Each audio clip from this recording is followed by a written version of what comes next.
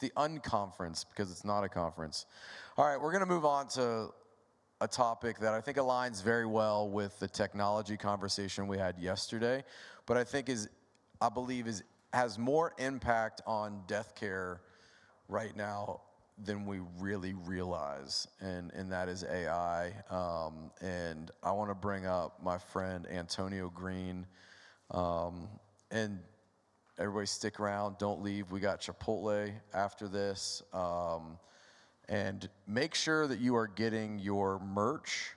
There is free swag and merch. We've got some really cool book bags, luggage scales, last responder hats and koozies and socks and golf balls and all kinds of cool stuff. So if you're on the live stream, be here next year and you get all this cool stuff too. So thank you to every company that's brought giveaways. And again, Tukios, our title sponsor, with my kids opened up the book bags as we were putting them back. They're like, Dad, these are Coda packs. And I'm like, what's that? And so Coda packs are really dope bags. So nice work, Curtis. All right, my friend Antonio Green. Antonio, we do some cool stuff together, but I talk to a lot of funeral directors and spend a lot of time on the phone with funeral directors.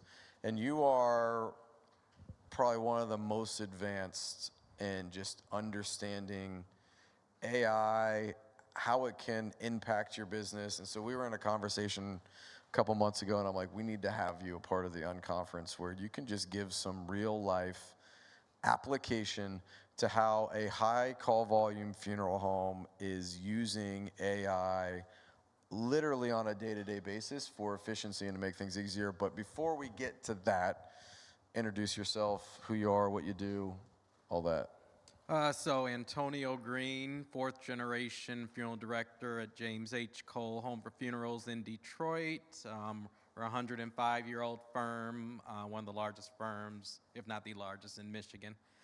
So I kind of got into AI just by going to conferences, attending mastermind events outside of our industry. So a lot of the things that I do with talking with others are outside of our industry, because you gain so much perspective on what we're missing in the industry, what the rest of the world is doing in their business to help it do better, help it grow, help it adhere to the times. You don't really get a lot of that in our business. So I learn a lot by attending conferences and meetings and such outside of our industry. And one of those things that came up on a little over a year ago was AI, and just kind of dove headfirst into it. And really over the last probably 9 to 10 months, I've really learned how advantageous it can be, even for a small business like most of our funeral homes are. Simple things like a couple months ago, I was doing a comparison, looking at pricing, seeing what we should do as far as price increases. And I looked at, everybody knows surcharges. If you're getting caskets from any manufacturer, you probably had surcharges over the last couple years. So I was looking at our surcharges last year. So I was like, man, am I gonna have to go through every month of invoices and just count up the surcharges of what we had over the last year or so? So I was like, wait a minute, I can just drop this in AI. So I go on ChatGPT, take all the PDFs of each bill, drop it in there, and just tell it, hey, I need to know what the surcharges were, give me a total, and I gave it a couple other prompts that I wanted to itemize out, and there it goes. 5 seconds later, it spits out a whole list of each surcharge is itemized per month and the total, and then saved me 20, 30 minutes at least of work just going through all these individual things. So, or I could have hit up my casket rep and said, hey, I need this information, but I had to wait a day or so to get it. And meanwhile, it takes a few seconds just to do it. So, I mean, that's just one example of what you could do. So don't think of AI in the funeral industry as writing obituaries. I mean, that's not even scratching the surface. What you can use it for is just so much more. I would challenge you even Googling. Stop Googling. Go on, if you're going to use whatever LLM or large language models, what like ChatGPT is, use that. Don't even Google anymore. Use that to ask your questions. You're not going to have to go through a whole list of responses and Google searches. Put your question in there, ask it for top 3 responses, and it's going to spit out information that you need. So, so in saying that, I've got a couple platforms. Yeah, I was gonna ask you about these, but I want to like real quick. Give us like AI. When we say AI, what does that mean? And then you've already mentioned ChatGPT, so tell us about that. Yeah, so AI, artificial intelligence. There's different, what they call LLMs or large language models. That's what ChatGPT is. I won't go too far and nerd out with you. That's what me and Curtis will do here in a minute and bore you guys. But large language models, ChatGPT by OpenAI, that is the most popular large language model. There are a couple different ones, and the team is going to drop these in the chat just so you guys have them. But Claude, Claude.ai by Anthropic, that's another really good one. I really like Claude. I use that one just as much as I do ChatGPT. And do yourself a favor, spend the $20 a month and pay for the paid versions. So many people, even business owners I talk to, like, oh yeah, just use the free version. Like, no, just you can afford $20 a month to just use the paid model. It's so much better, especially with Claude, their Opus 3, Claude 3 Opus rather. I mean, it's super, super, super smart. ChatGPT, they just dropped the new 4.0, and that is super fast. I was so impressed when it came out. So yeah, do yourself, find a couple models that you like, use the paid version. So ChatGPT, everybody knows that one, Claude.ai, and then also Perplexity. So if you guys are using any kind of research that you want to do, Perplexity is awesome because it gives you the research. It tells you what sites it visited. It gives you the evidence that it found. There's so many times, so many stories you hear of how AI just created a story or it created a certain circumstance, and rather than you doing your own due diligence, the person didn't. They just used that at face value and they got in trouble for it or got embarrassed by it. So you always want to do your due diligence when using AI, but Perplexity is one that will give you its sources at the end of it. So those are my 3 apps, and all of them have downloadable apps for the phone too. Perplexity, Claude, and ChatGPT. Download the apps on your smartphone. You can use them right from there. So that's the LLMs, the most popular versions, the ones I recommend. And number 2 is prompting. When you're using AI, using the right prompt. So what a prompt is the question. Whatever you're going to type in that field and ask it, that's what prompting is. So rather than just asking it a question, you need to do what they call optimizing your prompt. So the team, I sprung this on them at the last minute, but we're going to try and get this up so you guys can see it. We're going to do a little example here. Are we live with this? We are live. We are, okay. Real live example. Let's go. So in ChatGPT, you can create your own GPTs. So I've created this one, a little quick and dirty one called a prompt optimizer. So if the team, you click that first on the left button, the prompt I want to optimize is, so you just go on there. And the team will throw this link in the chat too, because anybody can link to this GPT, so you can use it right now. So we'll do an example here. Let's have the team, let's type this in. Instead of just asking ChatGPT, let's say you've got an avid golfer and you want some ideas on how to create an awesome service for an avid golfer. So rather than typing that in, we're going to optimize the prompt first. So guys, type this in. Give me 10 different ideas to use for a homegoing service for an avid golfer. So rather than just using that and typing it in and putting it in your LLM and letting it spit out the results, we're going to put it into this prompt optimizer first. So let's go ahead and see what it comes out with. So this is what's going to be your new prompt. Rather than just that simple one-liner, this is what you're going to put in. So can anybody read that off? My vision isn't that good from here. Let me give somebody a microphone. You want to bring? Yeah. I can run up there and read it real quick. Okay. Here's the prompt. The prompt is, so we put in, give me 10 ideas to use for a home-going service for an avid golfer. The new prompt is now, act as an event planner specializing in personalized memorial services. I need 10 creative ideas for a home-going service tailored to an avid golfer. The ideas should honor their passion for golf and create a meaningful experience for attendees. Include a brief description for each idea and explain how it reflects the individual's love for the sport. Ensure the suggestions are respectful and suitable for a memorial service. So first, what I want you to do off of that, Antonio, is break down the value of explaining a prompt that way to ChatGPT. Now, it should be obvious. So just like asking anybody, if you ask them a simple question, you're going to get a simple response. But if you give them a whole paragraph of what you want from them, how you want from them, what are the deliverables. So just like when you're giving orders or giving tasks to an employee, the things that you break down, the more details that you can give the LLM, the more information, the more context you can get it, the better response that you're going to get from it. So I know a lot of times, especially when ChatGPT first got popular and people put it in there and said, oh, that was nice, it gave me some information, and that was it, and they stopped using it. But using this, optimizing your prompt, and you don't have to use this, there are tons of prompt optimizers out there. Don't pay for it. I mean, there's people on YouTube now that are making plenty of money by charging you for these optimized things. Don't pay for it. You can get tons of stuff for free right on GPT.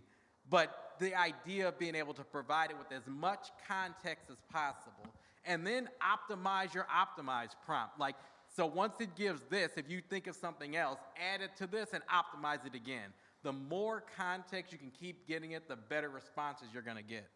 I love this because, like, I've argued with, argue's a strong word. I've had conversations with my kids' educators on the use of ChatGPT in school.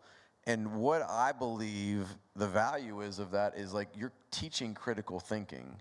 Like, the AI is only as good as the prompt that you put in. So if we would have just threw the first prompt that was one sentence in the ChatGPT, you would have got very basic responses back, correct? Exactly. And this prompt now is going to give more detail, and you told it exactly what you wanted. Right. Okay, so you're the funeral director.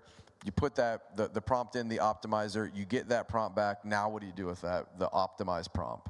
So that you'll copy and paste that optimized prompt, and then you put that. So what I do a lot, like I said, I like Claude, so I'll use my GPT in ChatGPT, get the optimized prompt, and then go over to Claude and put it in there. Then I'll come back into ChatGPT and see what the response is there.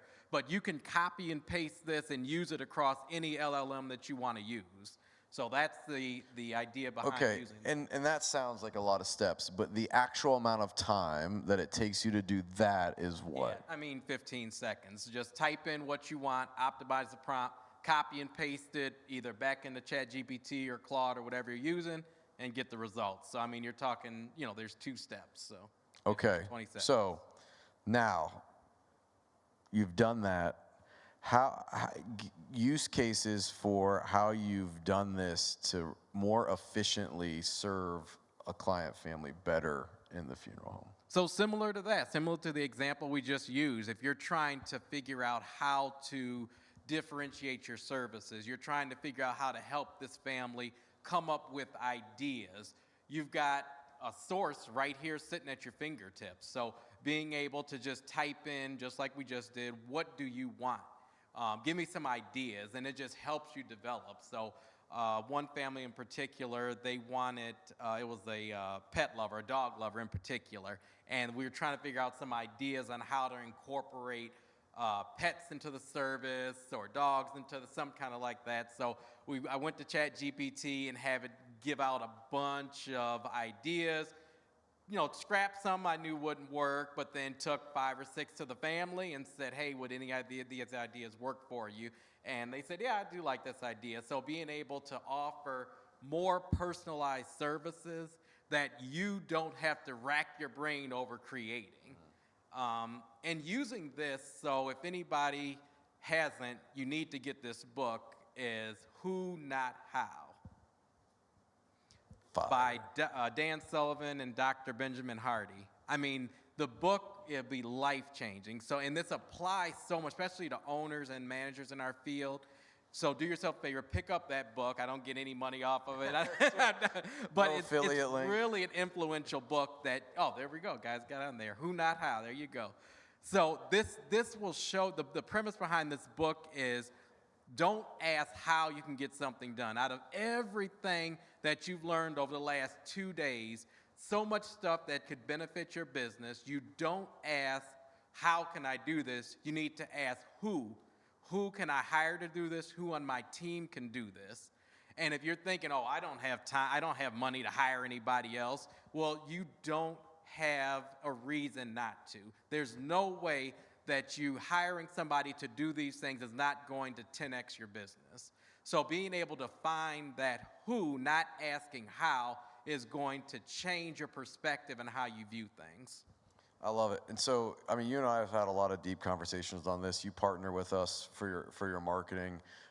We've been using some different things on your website to learn about who's coming to your website and partnership with Tukios and that, and analyzing that data. And we used, talk about just the analyzation of data and what we found from analyzing website visitors, just throwing that in I think we use ChatGPT and break this down, tell me who my ideal customer is for my website traffic. So twofold. So one thing that I did, kind of going back to the marketing panel, was I wanted to know who my ideal client was, how to market to them. So I used a Qualtrics survey. I created a Qualtrics survey, and I identified last 3 or 4 years my top 100 clients. So those families who, they spend a decent amount of money with us, they were great to work with, just your ideal client. So I took 100 of those families, and I had one of my secretaries call each one to tell them, you're going to be receiving an email. It's a marketing survey. We are upfront with them. It's a marketing survey, but we want your help. We want to attract more families like you because you're one of our most valued customers. So will you help us? That phone call, that initial phone call, got them to be on the lookout for the email. So after she would call 20 families a day, I'd send 20 emails out with the survey. So we got about a quarter of the people to respond to this. And what we learned, I mean, this wasn't, just your run-of-the-mill survey. This was asking them, what do you do in your spare time? Where do you shop? Your favorite retail place. What are your hobbies? And we were able to create a whole mold, or what do you call it? The customer base. We create the profile. There you go. Model. We were able to create a profile around our ideal client and turn that over to Ryan's team. And now they know how to maximize our marketing dollars, because this is who we want to concentrate on marketing to. Yeah, and we learned some things too about a different set of customers that change the way that you offer payment structure and different things based off of their interests online, websites, by analyzing a large data set and going, okay, here's commonalities. And so, there's so many business applications this, and this conversation I probably should have planned more time for, because we could go really deep, and you and I have had a lot of deep conversations, but I want to bring Curtis up as well and let you guys kind of, I don't know if I want to be, I'll just stay in the middle, pick a mic, any mic. Red mic, make the red mic hot. And all right, so Curtis and I did last year a AI webinar. You've traveled, you've been speaking on AI, and if you want to bring my friend Antonio to your conference, your stage show, hire him to speak on this topic and plenty of other topics. because super knowledgeable, and you're hearing it firsthand from a funeral professional implementing this. But it's really cool to have a leading technology provider in the space, a leading funeral home in the space that's utilizing AI. I listened to you guys talk last night, and I'm like, I've never felt more dumb when it came to understanding AI and technology and its impact and where it could go from here, like scary levels, but also like the application of just, like you even said, like if we only use AI just to write obits, like we've missed the mark. Like there's so much more that we could be doing in the space. And so one of the things I wanted to ask you about, you broke down last night, like where we're currently at in the state of AI and technology, and then like how that advances, but like why it doesn't need to be crazy scary, and that we should really do a better job understanding it. Yeah.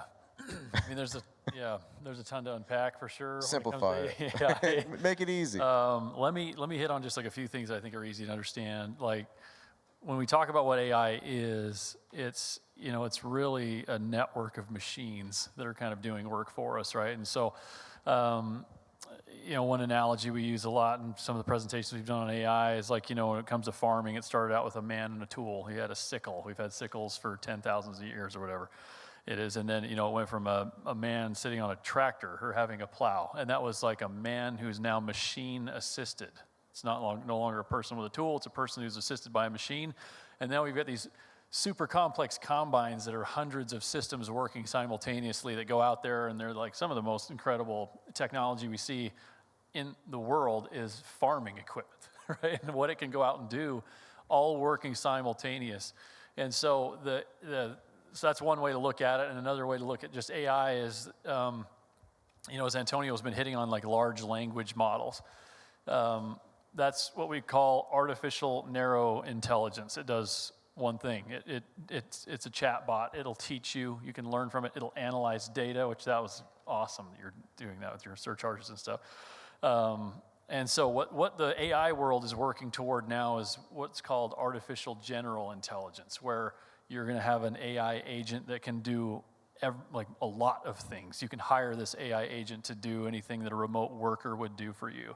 And as a technology provider, that's super exciting because what it costs us to hire senior engineers to work on software, if we can hire an AI agent that can do that and learn the languages and learn our software and code for us 24 hours a day at whatever decreased cost that'll be incredible. And then the third level of that, going from artificial narrow intelligence, artificial general intelligence, the third level is artificial super intelligence, and that's when we think about Terminator and Skynet taking over the world, that's when artificial intelligence, surpasses humans in every way. And they think that all the experts think the artificial general intelligence is not far off. It's within a couple of years or less. So that's that point. I can hit on the scary stuff, real quick, like on the scary side, I want to kick it over to Antonio of, in a profession where we're going, okay, we can't make ourselves obsolete, and technology is replacing what we do. Like as a funeral director, where do you see your role in partnership with the technology, as it's not scary, it's not going to put you as the funeral homeowner, funeral director out of business because of using AI? You're always going to need, that empathetic funeral director, at least for the near future, until you've got actually robots sitting down and doing work. I mean, you're going to need that human person there. Now, we can make it easier. So things that I'm working on with my AI team now is making it so you can get information. The client can go to our website and get pricing information. They can make arrangements online, but that's not going to be for everybody. Most people are still going to want to come into the funeral home and have that one-on-one conversation. But like we were saying yesterday on the technology panel, is technology, AI, the things that it can do for our software companies, and being able to streamline data across the platforms, being able for these companies now to use modules. So, and put my owner hat on, any funeral home owner manager I've spoken to is not 100% satisfied with their case management system. It's always, or they think they are, then they go to the conference and see something and say, hey, I wish they could do that. So where the future of our industry, especially software, goes should be, and AI can definitely assist with this, like Curtis said yesterday, is streamlining that data across anything. Any software company should be able to have a streamlined data. So now each company can have modules. So a funeral home owner can come in and say, you know what, I want Tukios website, I want Passari as my case management system, I want 365's accounting system, I want Tribute as my death tracker system. And all those modules can plug and play nicely together, and you can use each one because there's a streamlined data. Now, will I pay more for that than going with one company? Sure, but if I can custom make something that works for me and works for my business, then that's ideal for everybody. You're the tech guy. No, I mean, yeah, amen. I mean, we were talking about that yesterday. I think that's really important. But to back up a little bit, I think Antonio hit on a really great point, which Dave hit on earlier, which is high tech versus high touch. I think those are the words you said, right? Like, yeah, technology is going to get more and more pervasive in the funeral home, but it's never going to remove that need for the high touch. And what it will hopefully do, and I think we hit on this in the technology panel yesterday, but I think it's worth reiterating. Hopefully what technology will do will be give the funeral director all the time he or she needs for those high touch moments, right? Get rid of all this stuff. You know, and when like the humanoids and everything else show up, let them wash the cars, let them pull the cars around, let them do everything else, like all that stuff that you don't need to spend your time doing, and really spend on finding out what kind of water they want to drink and putting that in the fridge. Like that kind of stuff is what's going to have the highest impact, is when you're at those high touch items. I think that's where technology should be. And you can do that now. You can really start, using AI, learning how to use it now to save time, save time in analyzing those documents, going over your accounting and having it streamlined, ask suggestions, just using ChatGPT and ask it for suggestions on, here's the scenario, analyze my accounting reports for the last year and give me some examples of how I can change certain things to be more profitable. Rather than you racking your brain for days on end, use, these LLM models now to save yourself time. Yeah, one other point too, I think this comes up a lot when you're having a AI conversation, where funeral directors usually start asking questions is on the legal side of this, right? They're like, how legal is this to use? What should I be thinking about from a legal perspective? And there's three points I would make. One is an acceptable use policy inside the funeral home. Like, what's acceptable use of AI from your employees? That should be in your handbook. You want to write the acceptable use policy, use Antonio's prompt optimizer, right? And have it say, I need you to start work on an acceptable use policy for our team. Put that in your employee handbook. Make sure your employees understand what they need to do. And a couple things you're going to want to make sure they do. You're going to want to make sure that they have the family sign off on the use of the AI, right? And in that, you want to cover yourselves and say sometimes AI does hallucinate, sometimes AI does make a mistake, and you want to make sure, in that sign off that you're saying, when that happens, we will fix it as soon as possible if that happens. And the last thing is on the licensing side of AI. Most of these models are very generous to the user, where they say, like, if you wrote the prompt, whatever comes out, you've got the copyright for it. Right, and they'll even, in a lot of their terms of use, have an indemnification for the user. So, like, if you're the user and you ask DALL-E for an image or Midjourney for an image, and it makes this really beautiful picture that you're using for something, and it basically ripped off a Van Gogh painting or something, and Van Gogh comes back from the dead, tries to sue the AI company. You know what I mean? You're indemnified as the user in a lot of cases with these models. So you just want to make sure you're just aware of the terms of use and how you can use it, and then make sure both families and employees are signing off on like how you're using it and what's acceptable, and your plan of action if there is any sort of mistake making. It's really not that much work. You can whip that together in like an hour or less and have that process in place. But that, because there's so much concern I think people have with AI, that kind of helps a little bit. This conversation's dope. I don't know. I like this conversation. We could go for hours, but we're going to wrap it here with best way to get a hold of you, again, as our title sponsor, thank you so much for that and partnering with us and legit just being a friend and somebody that I've grown, we can say grown up, it's been long enough now. We've grown up in